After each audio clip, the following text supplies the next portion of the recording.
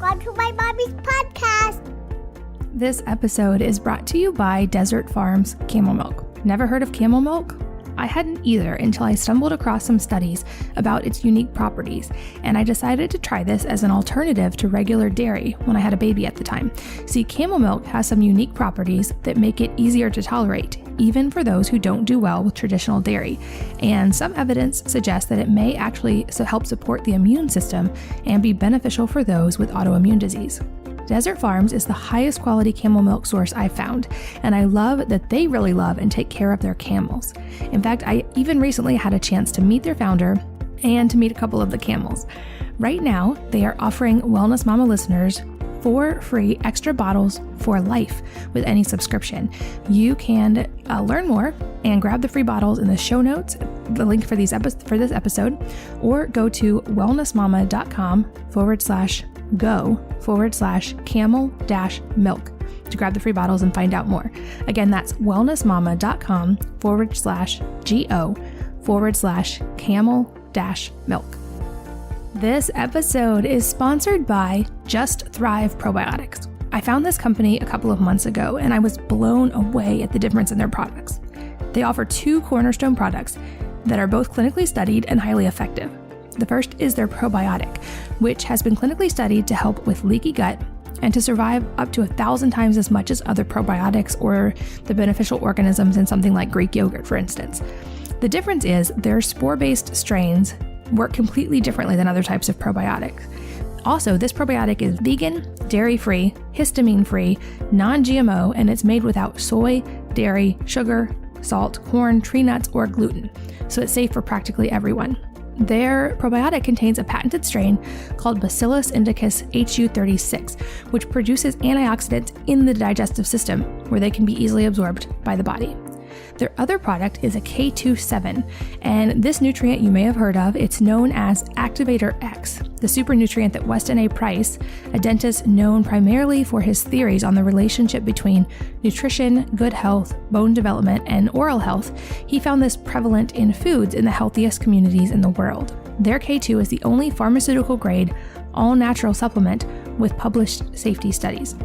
Like the probiotic, this is also gluten, dairy, soy, nut, and GMO free. You can check out both and learn more by going to wellnessmama.com/go/probiotic. That's wellnessmama.com/go/probiotic. Hello and welcome to the Wellness Mama podcast. I'm Katie from wellnessmama.com, and today we are going to delve into all things autoimmune disease. And I know I get a lot of questions from you guys about this, and I am here with an expert who's going to answer a lot of these questions. Dr. Guillermo Ruiz is a graduate medical student from the Southwest College of Naturopathic Medicine.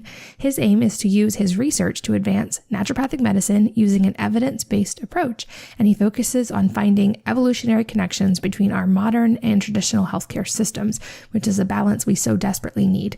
He currently practices at Integrative Health in Scottsdale, Arizona, where he specializes in endocrinology, and he is a wealth of information. Dr. Ruiz, welcome and thanks for being here.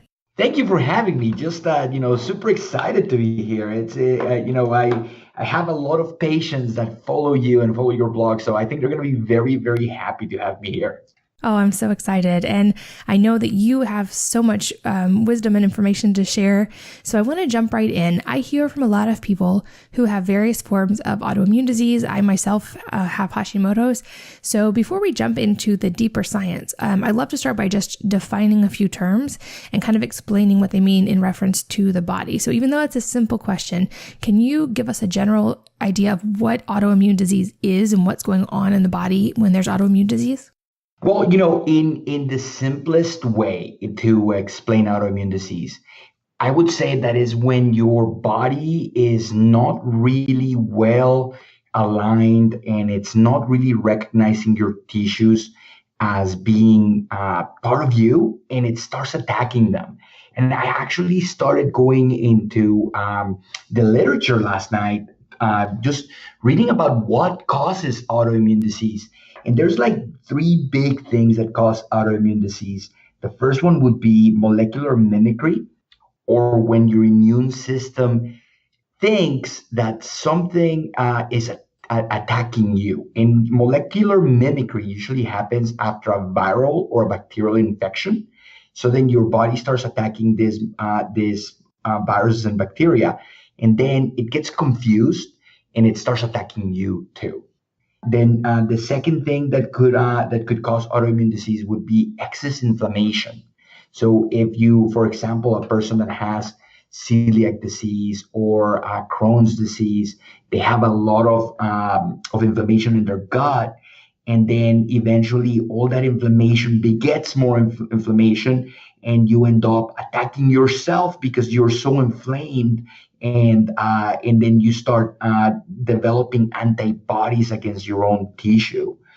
And then the third one, and this is the most unfortunate one, is when you have a genetic predisposition for your immune system to not be well balanced, and your immune system starts attacking your healthy tissue. Got it. So that's why, for instance, we hear of people who, after something like Epstein-Barr virus or severe viral illness, might eventually start showing the signs of autoimmune disease, as their body basically is trying to fight something that's important to fight, but it's getting confused, basically. Yeah, in even other disease processes, like for example, type 1 diabetes. Type 1 diabetes, the one that you acquire as a kid, it's usually preceded by two things: a little bit of intestinal permeability, having a virus from your intestine leak out into your bloodstream. And then the second thing is that molecular mimicry we were talking about. So then your immune system starts attacking that virus, and then it creates immunoglobulins against that virus, and then those immunoglobulins happen to fit your pancreas, and it starts destroying the beta cells in your pancreas. So and that's the thing, sometimes in this health space of functional medicine, we talk about like, if you heal your gut, you can heal, Hashimoto's, you can heal lupus, you can heal diabetes, and people roll their eyes because they don't understand, and they think that we're making things up or overselling something. But in reality, if you follow, the story, and you see that all disease can be traced back to inflammation, you can understand why healing the gut is such an important part of any autoimmune condition. Exactly. So you use the word intestinal permeability, and I think most people will probably have a passing familiarity with what that is, but can you just kind of give us a broad definition and explain what's going on in the body when there's intestinal permeability? Yeah, and that's the medical term, intestinal permeability. A lot of bloggers and or if you've been in this space for a while, you probably heard it as leaky gut. And in the broadest of terms, what happens is that whenever you have inflammation in your intestinal lining, whether it's from something you ate, and even stress, so having a very stressful event happen in your life. There are studies where they compare the intestinal permeability of people in a trauma accident, and they match the intestinal permeability of someone that just finished running a marathon. So if you think that the stress from even working out is not affecting your gut, it is. But I digress. So what happens is that if you have a lot of inflammation, certain proteins go into the intima of your intestine, and it start creating little tiny holes.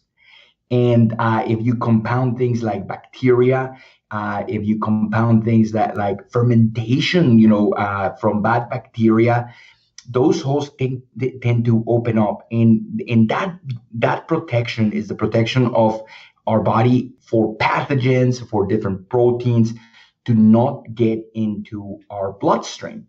And if you have all of these tiny little holes leaking proteins or leaking bacteria or viruses into the bloodstream, now your immune system has to prevent these things from spreading and making you sick.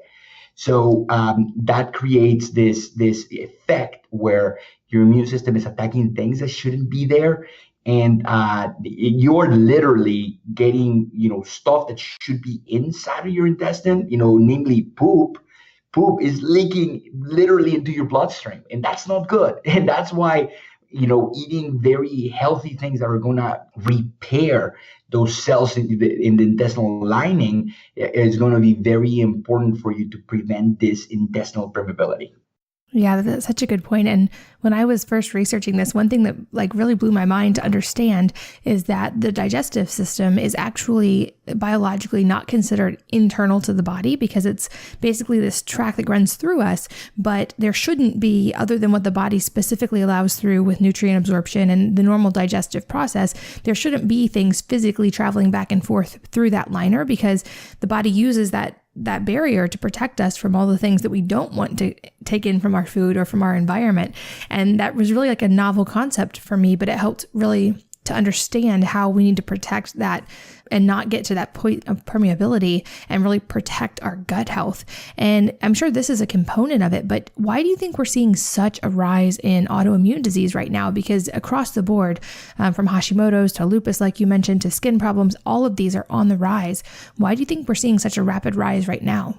Well, unfortunately, our food is not what it used to be, and it's not as clean. It's not as, you hear this term farm to table, and we are getting away from that, that utopia of being able to go into, and harvest and maybe get that, fresh food.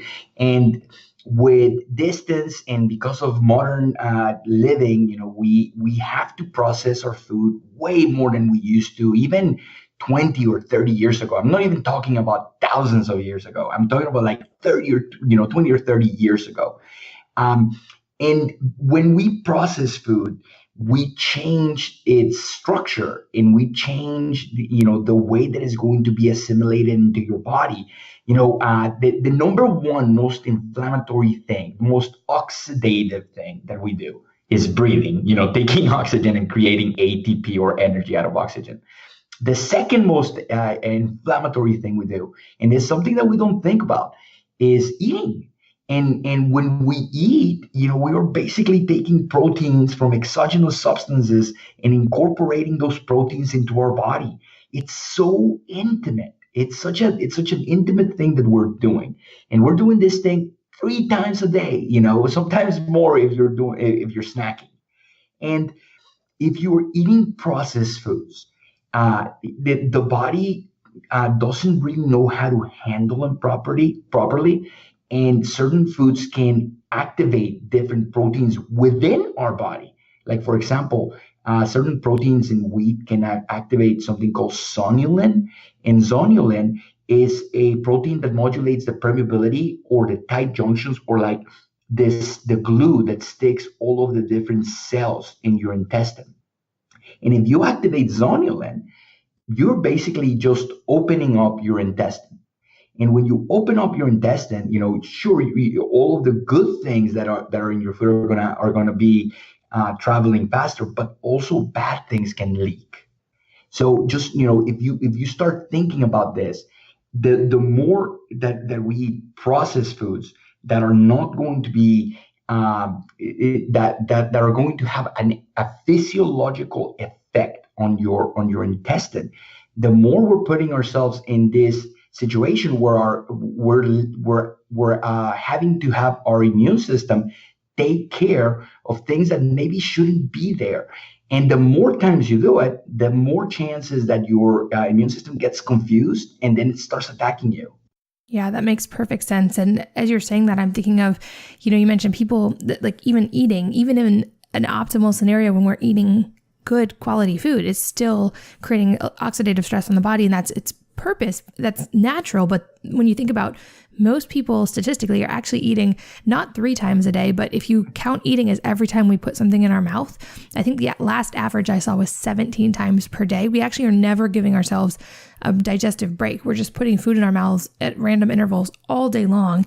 And probably not most people listening to this, but statistically in the US, 90% of what we put in our bodies, our body doesn't even recognize as food, because it's not actually nutrient dense. It's taking nutrients from the body. And I think of that in contrast to visiting Italy recently. And there was a family there was 3 generations. They were all living on one farm, and they grew everything they consumed with the exception of they bought flour, sugar, and coffee. But everything else, all the produce, all the meats, all the olive oil, they made their own olive oil.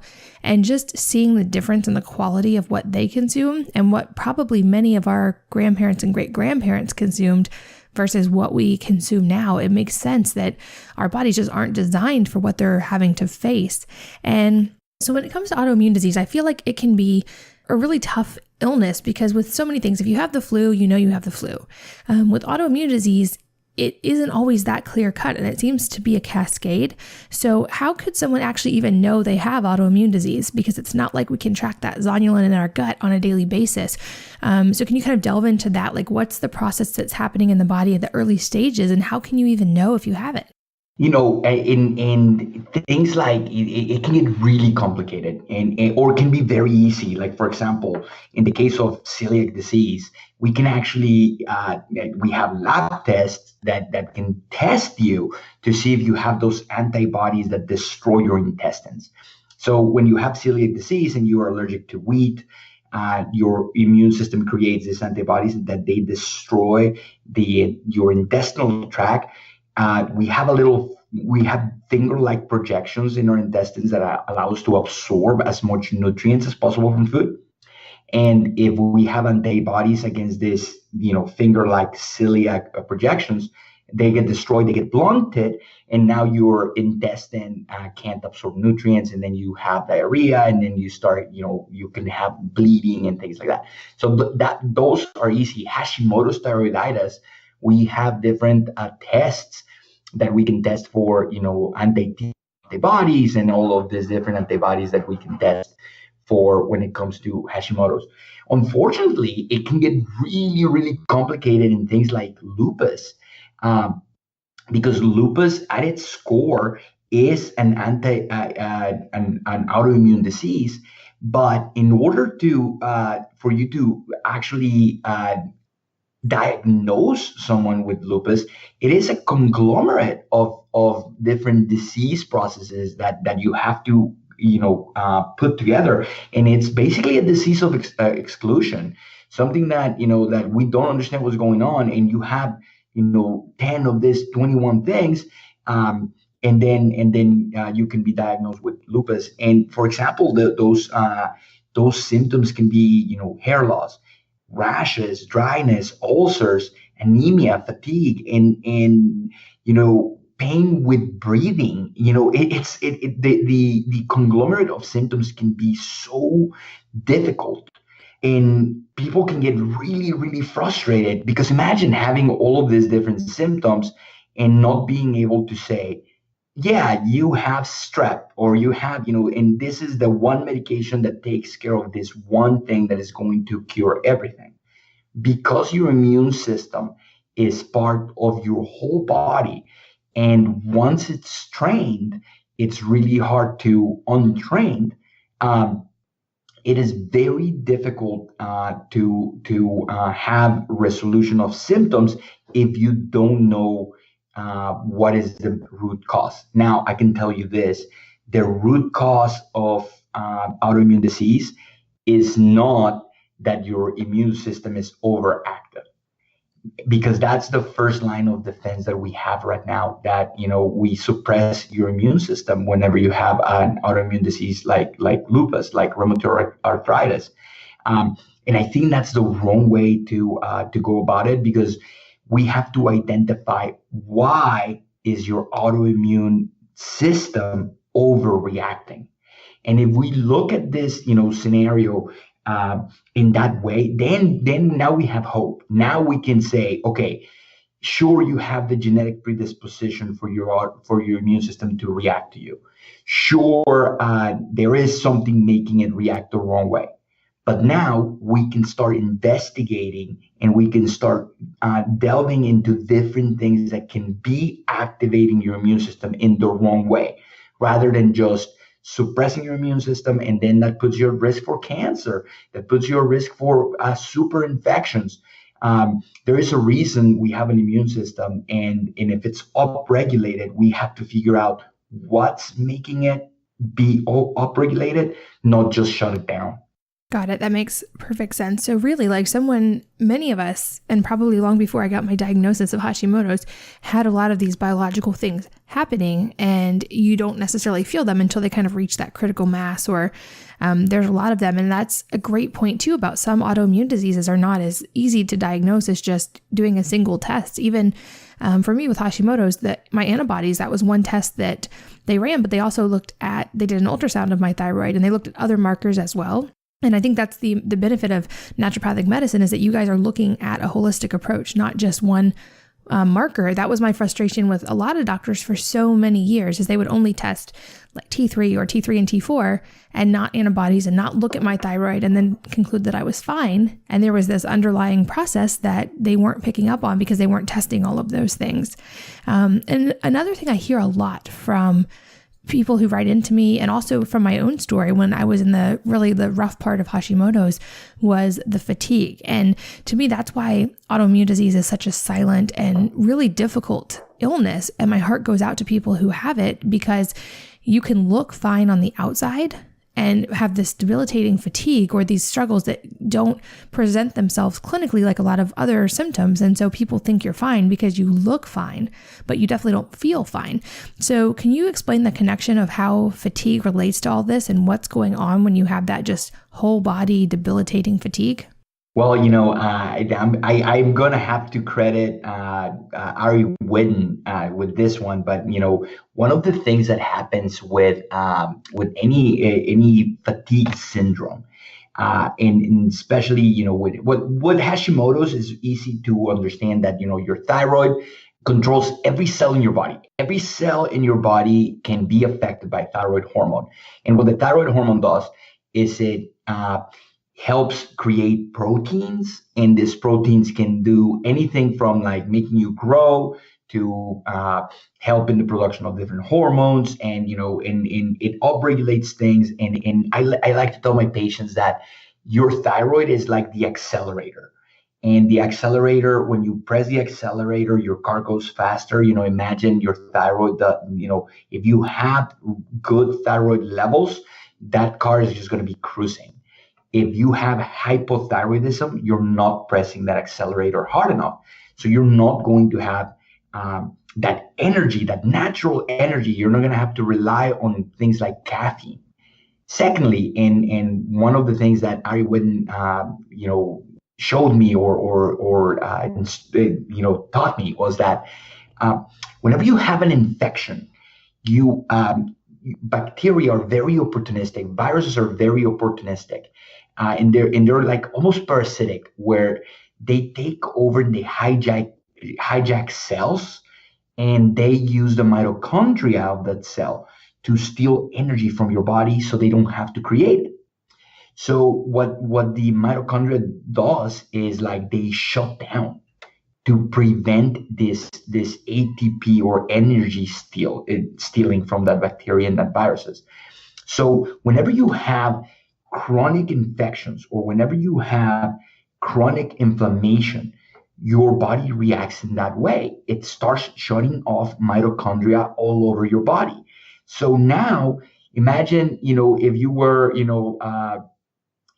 operated with, if you operated with batteries, and each mitochondria is a battery, and now half of your batteries are shut off. Now you're not utilizing this energy, and this can happen with infection.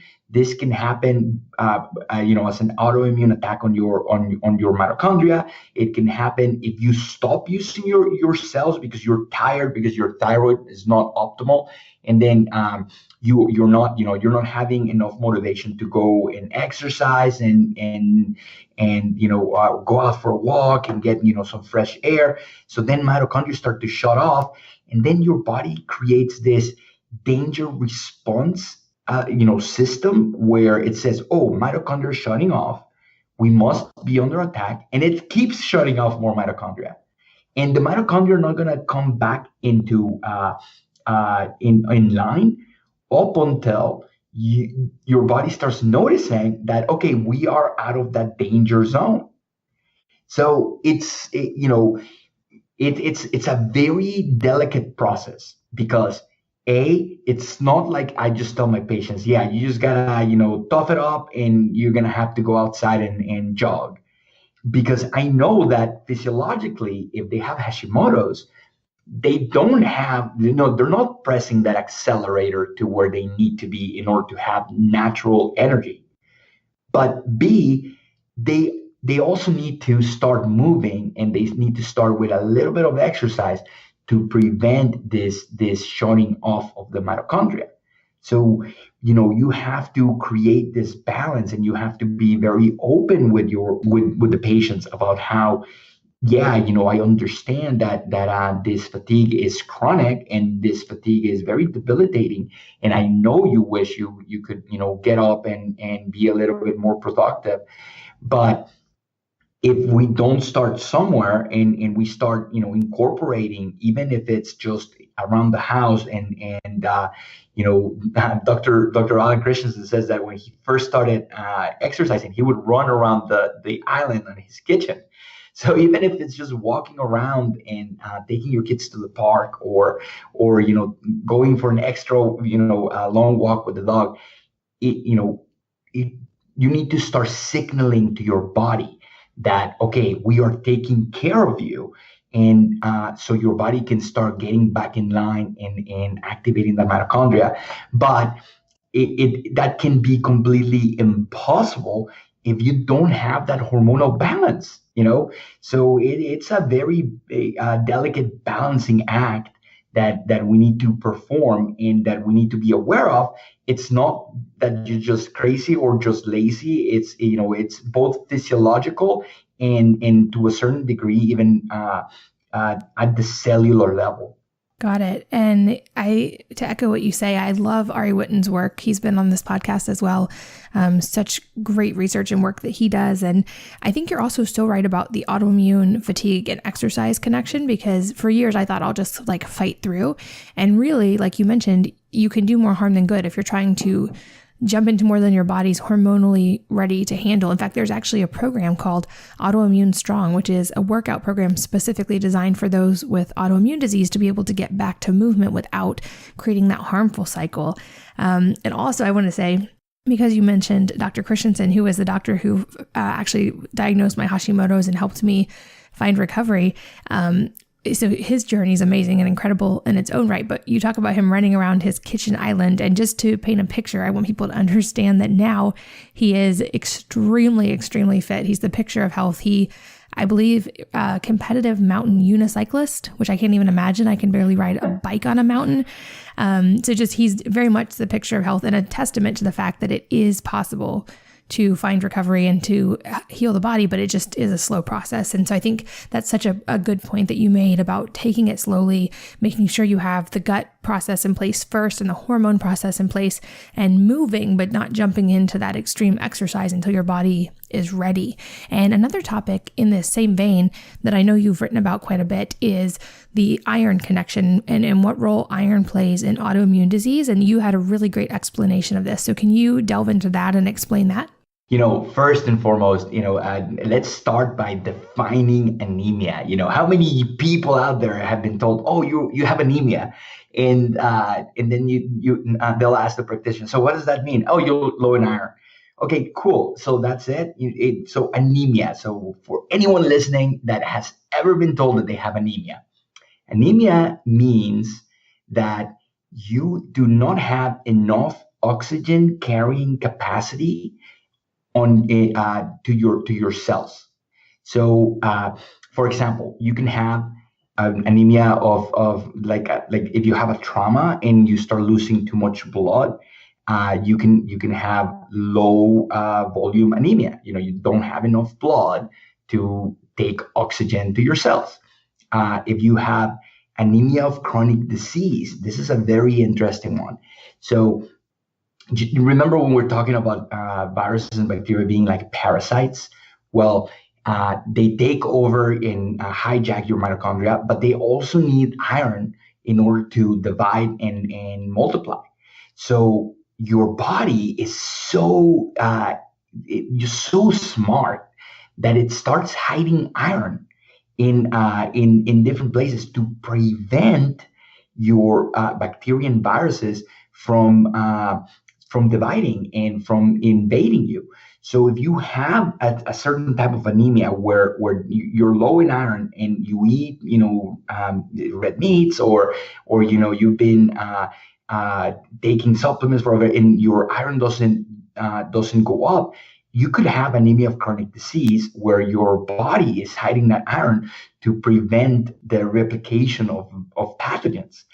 You can have macrocytic anemia, and macro meaning big, cytic meaning cell. That's when you don't have enough folate or B12 to make regular size red blood cells.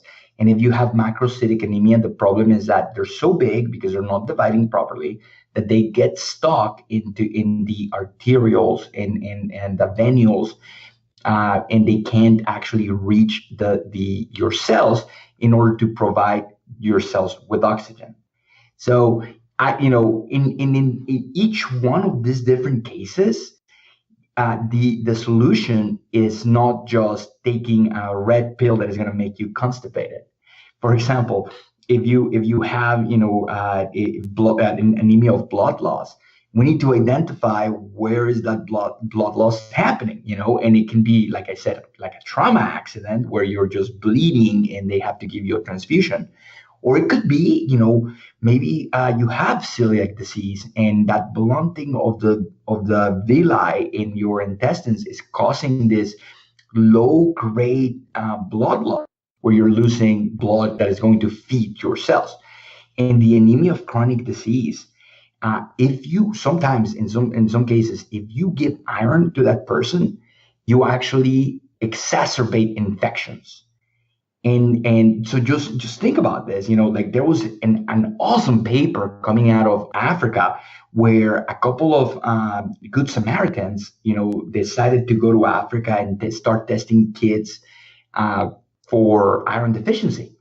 And these good Samaritans started giving a little bit of iron to all these kids that were iron deficient, and the kids started to get sick from malaria because their body was hiding that iron from the malaria to prevent an overblown infection.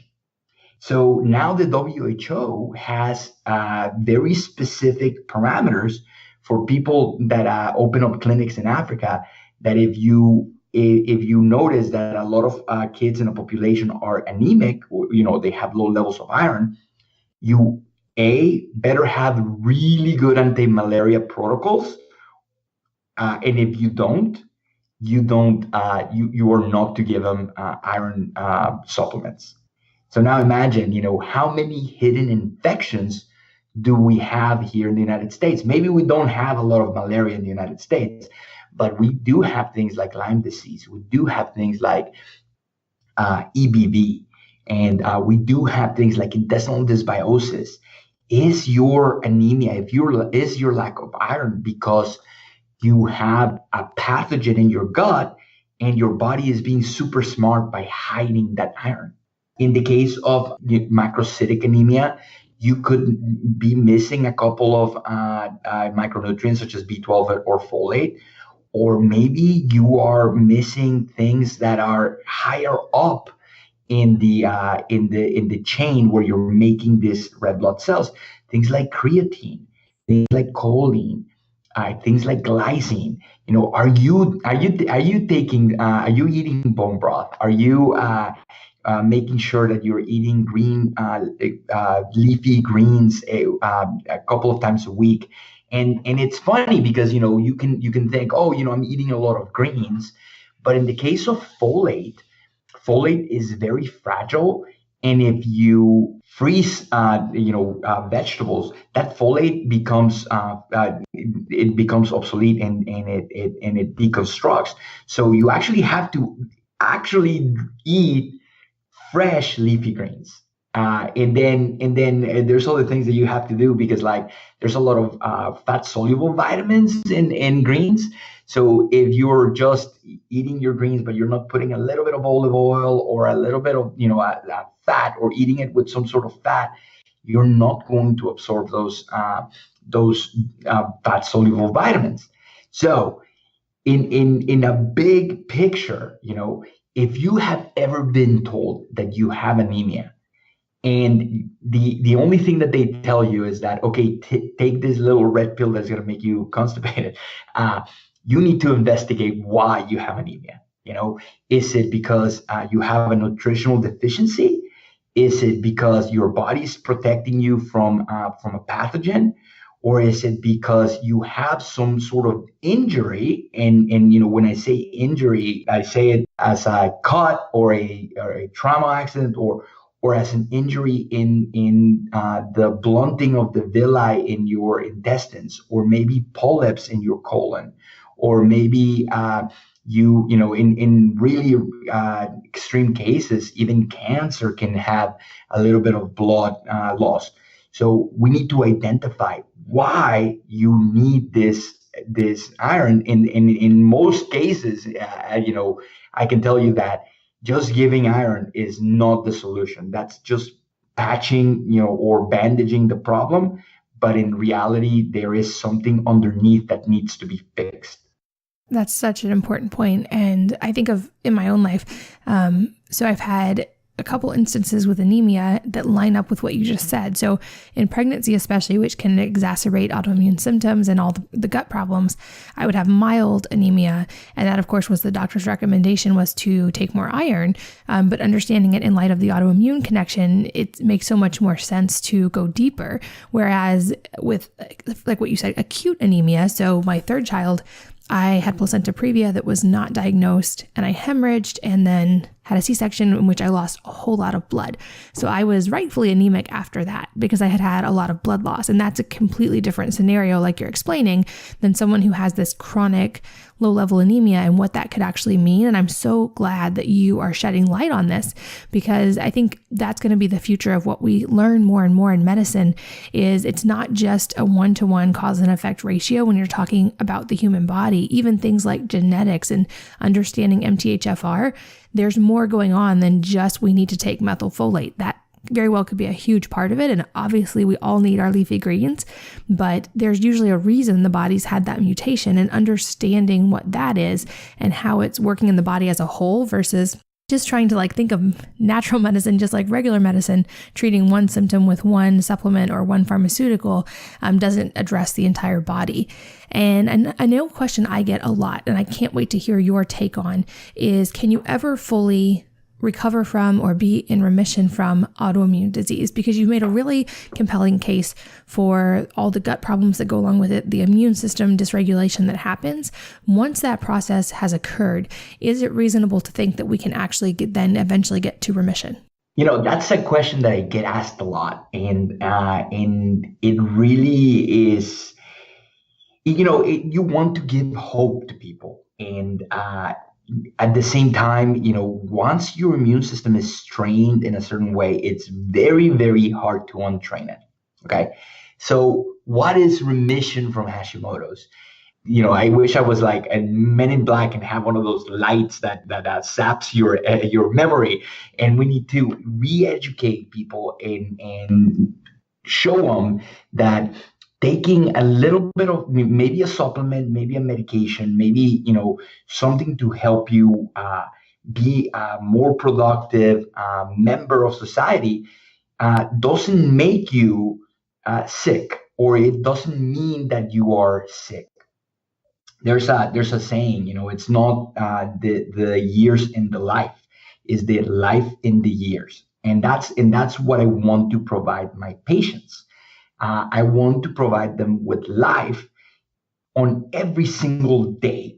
I want them to have energy, and I want them to be there for their family, and I want them to be there for their friends, and to help each other, and to help and spread this message.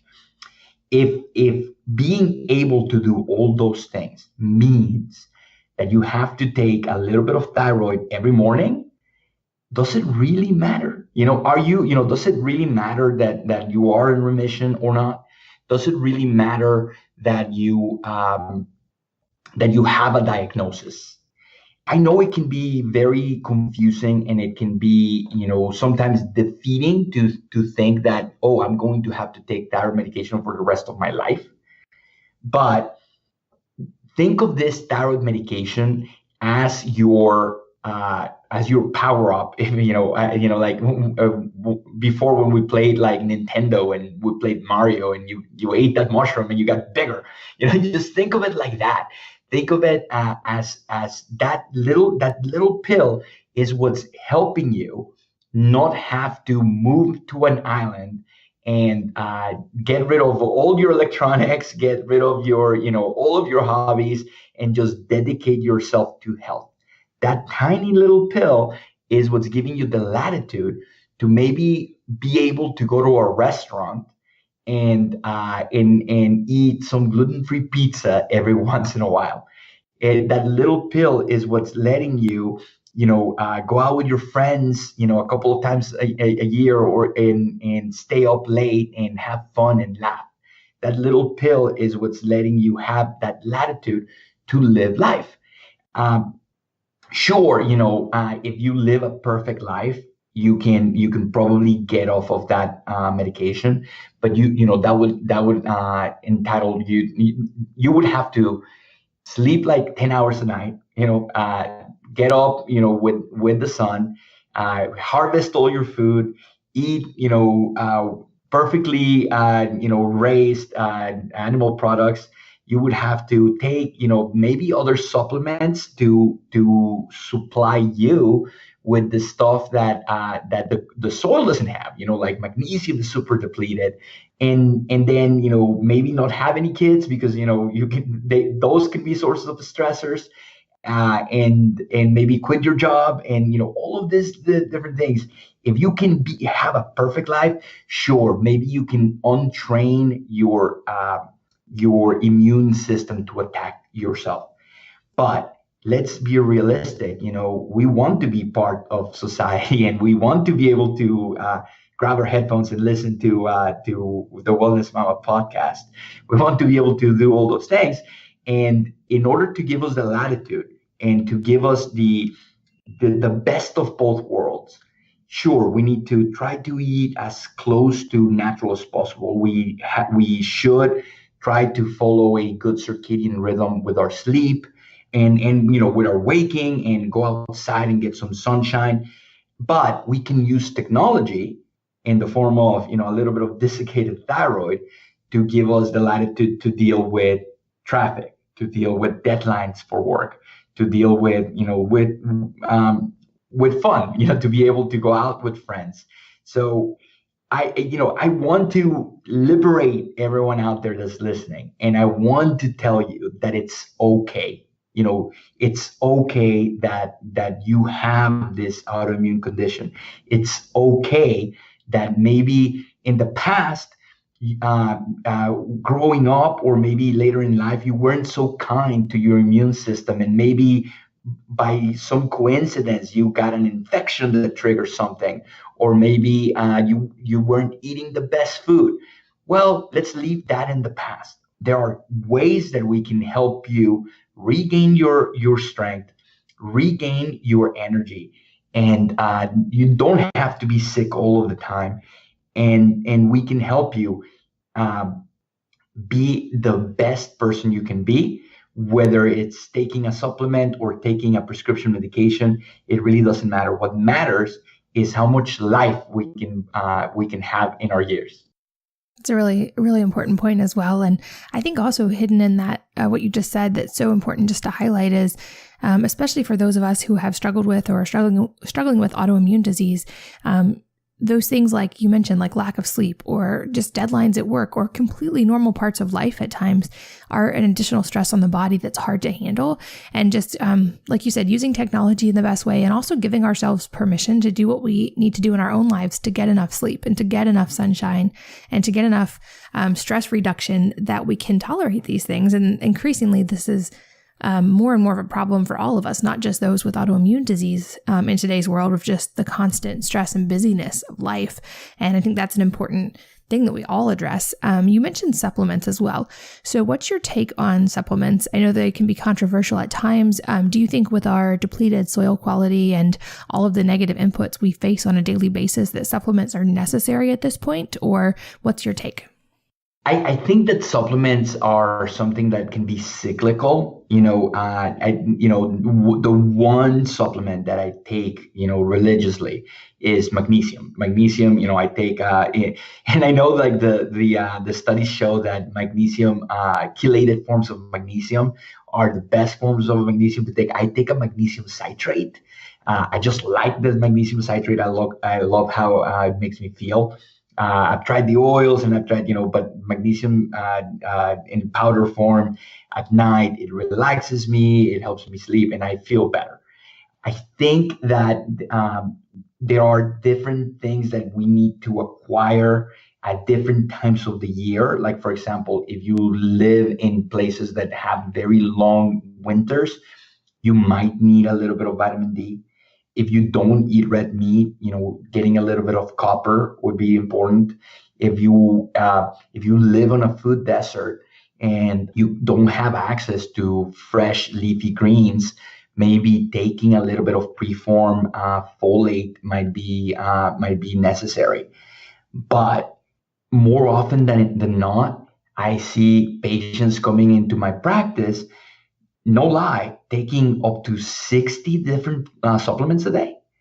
Like, imagine taking 60 different supplements that have to be, taken at different times. And I really don't agree with that. And most of the time, my patients actually get a little bit less supplements after coming in to see me, and than when they came in. I think that supplements used properly can be sectioned into different time periods. Like, for example, one thing that I do once a year is I take a little bit of DIM. DIM helps you detoxify your estrogen by making it more water soluble and being able to get rid of it through your liver. So it's not like a hormonal supplement. It's actually improving the capacity of your liver. And once a year for 30 days, I take them. If I feel that my digestion is not perfect, I take digestive enzymes with my meals. But always with trying, with curiosity of why is my digestion not optimal? Is it because I'm drinking too much cold tea with my meals? Am I eating too fast? Am I not chewing enough? And by doing that triage process, then once my digestion is good, then I can stop taking those digestive enzymes. There can be polypharmacy, within supplements, where you're taking supplements that contradict or exacerbate symptoms, or they counteract the effects of other supplements. So we need to be very careful about a couple of things. A, who is making the supplement? What is the sourcing of the supplement? B, is it the right form? For many, many, many years, people were taking cyanocobalamin for B12 deficiency. And cyanocobalamin actually binds to the B12 receptor, but it inactivates it. So it's like the key that fits into the keyhole, but it doesn't do anything. It actually prevents B12 from activating that B12 receptor. So your blood levels, if you take cyanocobalamin, look like you have higher levels of B12, but it's not doing anything. So that's the second thing, that we need to make sure that we're taking the right form of the supplement. As a side note, more and more research is coming out to tell us that, sure, undermethylation is a problem, and not having enough methyl donors for your detoxification pathways can be really bad for you. But just as there's people that are under methylators, there are people that are over methylators. And if you just randomly give people methylcobalamin, the activated form of cobalamin or B12, you can cause symptoms of mental fog, fatigue, the same symptoms that you would see with someone that has undermethylation. You can see with people that you overmethylate by giving them methyl donors when they don't need them. So like you said, even people that have problems with MTHFR, we really need to be a little bit more careful and not just go to your friendly natural store and pick up the latest supplement that that people are talking about. And then the last thing, dosing is so important. Some people it is in our nature here in the West to think that more is more. And with a lot of supplements, with a lot of vitamins, with a lot of minerals, more is not more. For example, vitamin D, we know that the sweet spot is somewhere between 35 and 60. And anything above that causes procalcification and causes bad effects of having too much vitamin D. So we got to be very, very careful with supplementation, and we got to be, more aware. And just like you said, that it's not just, do you have diabetes? I'm not going to take metformin. Instead, I'm going to take cinnamon. Just like you don't have a metformin deficiency, you also don't have a cinnamon deficiency. And we can use this different extracts, and we can use these different plants and minerals to help us get through some disease process. But they are not the solution. The solution is usually habit forming and better lifestyle. And that's hard. It's easy to pop a pill. It's easy to take a supplement. It's hard to change your life. I wholeheartedly agree. And like you, there's very few things I take every day. Like you, magnesium I take every day, and also a really high quality spore-based probiotic, just because knowing Hashimoto's and gut health, that's something that really I feel the difference from taking. This episode is brought to you by Desert Farms Camel Milk. Never heard of camel milk? I hadn't either until I stumbled across some studies about its unique properties, and I decided to try this as an alternative to regular dairy when I had a baby at the time. See, camel milk has some unique properties that make it easier to tolerate, even for those who don't do well with traditional dairy, and some evidence suggests that it may actually help support the immune system and be beneficial for those with autoimmune disease. Desert Farms is the highest quality camel milk source I've found, and I love that they really love and take care of their camels. In fact, I even recently had a chance to meet their founder and to meet a couple of the camels. Right now, they are offering Wellness Mama listeners 4 free extra bottles for life with any subscription. You can learn more and grab the free bottles in the show notes, the link for this episode, or go to wellnessmama.com/go/camel-milk to grab the free bottles and find out more. Again, that's wellnessmama.com/go/camel-milk. This episode is sponsored by Just Thrive Probiotics. I found this company a couple of months ago, and I was blown away at the difference in their products. They offer 2 cornerstone products that are both clinically studied and highly effective. The first is their probiotic, which has been clinically studied to help with leaky gut and to survive up to 1,000 times as much as other probiotics or the beneficial organisms in something like Greek yogurt, for instance. The difference is their spore-based strains work completely differently than other types of probiotics. Also, this probiotic is vegan, dairy-free, histamine-free, non-GMO, and it's made without soy, dairy, sugar, salt, corn, tree nuts, or gluten, so it's safe for practically everyone. Their probiotic contains a patented strain called Bacillus indicus HU36, which produces antioxidants in the digestive system where they can be easily absorbed by the body. Their other product is a K27, and this nutrient you may have heard of. It's known as Activator X, the super nutrient that Weston A. Price, a dentist known primarily for his theories on the relationship between nutrition, good health, bone development, and oral health, he found this prevalent in foods in the healthiest communities in the world. Their K2 is the only pharmaceutical-grade, all-natural supplement with published safety studies. Like the probiotic, this is also gluten, dairy, soy, nut, and GMO-free. You can check out both and learn more by going to wellnessmama.com/go/probiotic. That's wellnessmama.com/go/probiotic. But one thing I learned last year studying in Switzerland at a biological medicine clinic is, like you, they don't recommend taking anything all of the time. That basically we should cycle things with the seasons, with what our body needs. And also, even if they're things our body needs, just take a break from them once in a while so the body doesn't just get so acclimated to that and either downregulate or upregulate or stop the body's natural mechanism of creating whatever that is.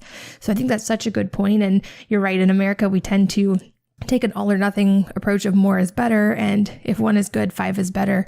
And that's definitely not always the case with supplements. And you provided so much amazing information on the roots of autoimmune disease and addressing it both naturally and using technology.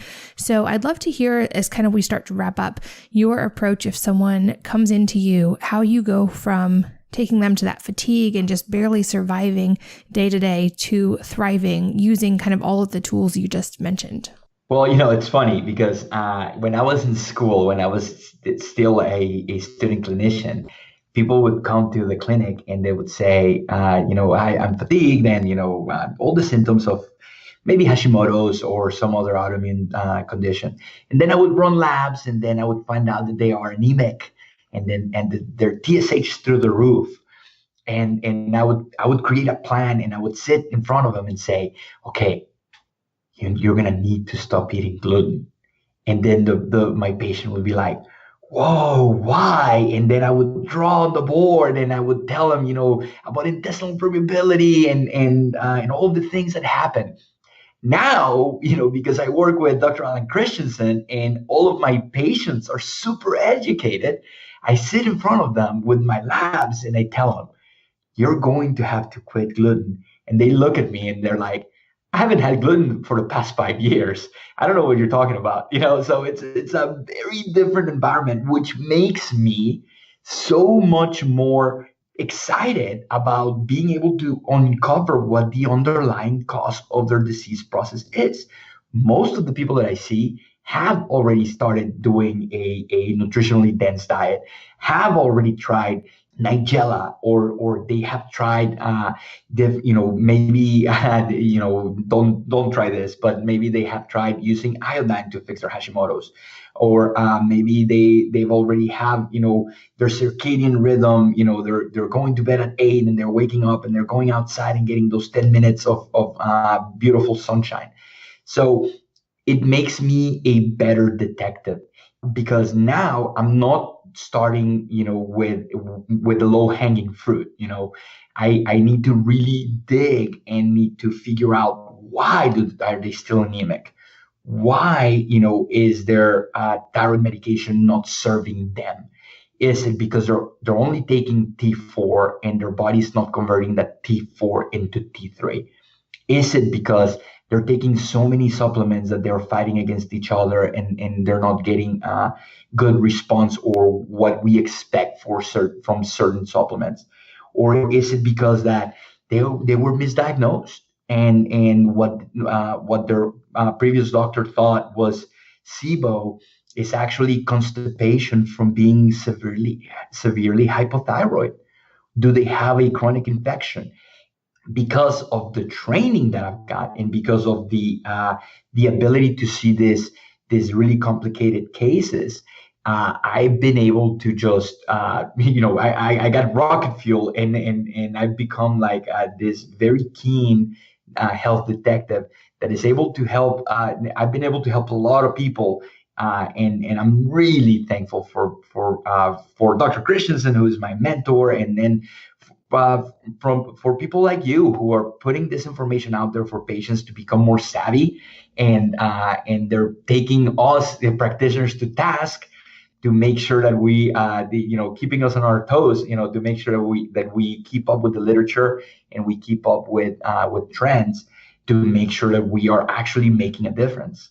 Yeah, exactly. Like you, I'm so excited for this evolution of medicine, natural medicine, and the wonderful researchers like you guys who are on the front lines working with patients, like you said, being health detectives. And also, exactly like you said, for all of the people like you guys who are listening, who are willing to really put in the effort and the research and the time and the lifestyle changes to really being the front lines and making the changes. And I think, and I truly have hope that together we're going to start seeing hopefully a reversal of some of these trends.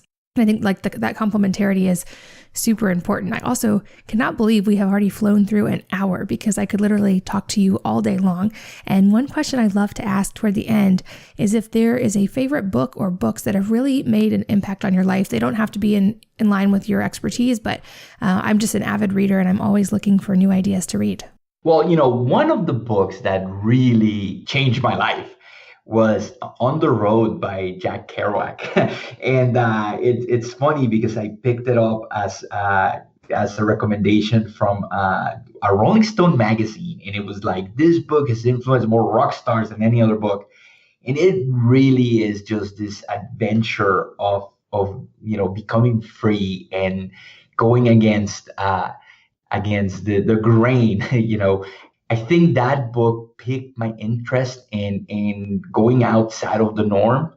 And I think because of that book, it actually opened me to question authority and literally going against the grain with my own diet. So that was a very forming book for me. Now, in the health space, I think one of the books that has had the most influence on me was The Paleo Solution by Rob Wolf. Probably one of the first health book that I ever read was Good Calories, Bad Calories. And when I tried to share it with people would be like, okay, yeah, this is too dense.